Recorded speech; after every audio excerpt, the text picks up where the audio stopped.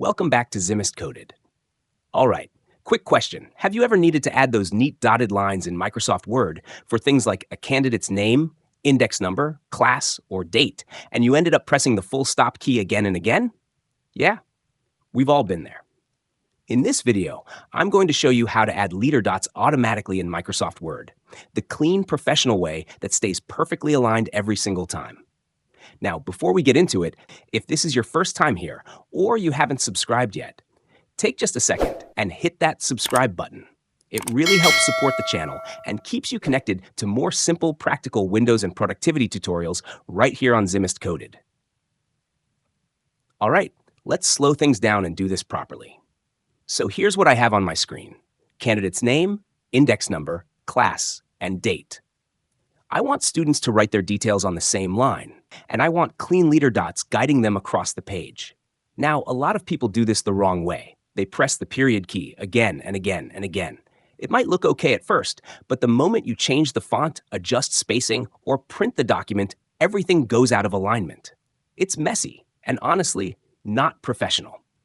So instead of fighting with dots, let's let Word do the work for us. Before we apply anything, we need to understand one simple idea: where the dots should stop. And this is where the ruler comes in. Look at the ruler at the top of your document. You can see the measurements clearly. If I want my leader dots to end at 5 inches, I simply note that position. If I want them further, maybe at 6 inches, I note that too. And if I want the dots to stretch almost to the end of the line, I can see that it's around 6.5 inches. For now, let's start with 5 inches, just so you can clearly see the effect. Now that we know our stop position, let's apply it. I'll first select the text where I want the leader dots. Since I want the same formatting for all of them, I'll highlight everything together. Next, I'll go up to the Home tab. In the Paragraph section, I'll click on that small arrow in the corner to open the paragraph settings. Once the dialog opens, I'll look all the way to the bottom left and click on Tabs. Good. Now, if you see any existing tab stops here, it's always a good idea to click Clear All first. That way, we're starting clean with no hidden settings. Now comes the important part. In the tab stop position box, I'll type 5 because that's the position we decided on. For alignment, I'll leave it as left. Then we move to leader options.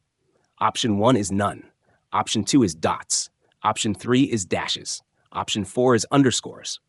Depending on what you're working on, you can use any of these, but for this document, we want dots, so I'll select option 2. Now I'll click Set, and then OK. At this point, nothing seems to have happened yet, and that's normal. Here's the final step. I'll move my cursor to the end of candidate's name and press the Tab key on my keyboard.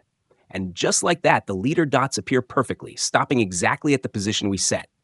I'll do the same for index number. Press Tab, class, press Tab, date, press Tab. Look at that, clean, even, professional.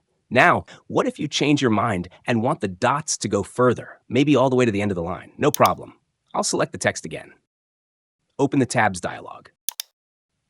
First, I'll click Clear All to remove the previous stop. Then I'll enter 6.5 inches as the new tab stop position. I'll select option 2. Click Set, then OK. And notice this, the dots update automatically.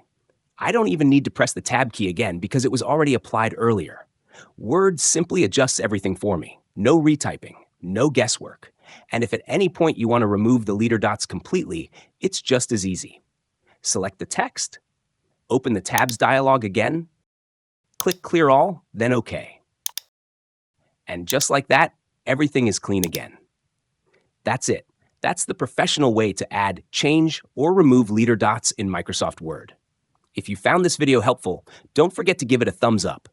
And let me know in the comments if you have any questions or ideas for my next tutorial. And if you're new here, go ahead and subscribe to Zimist Coded for more simple, clear, and practical tech tutorials every single week. Thanks so much for watching, and I'll see you in the next one.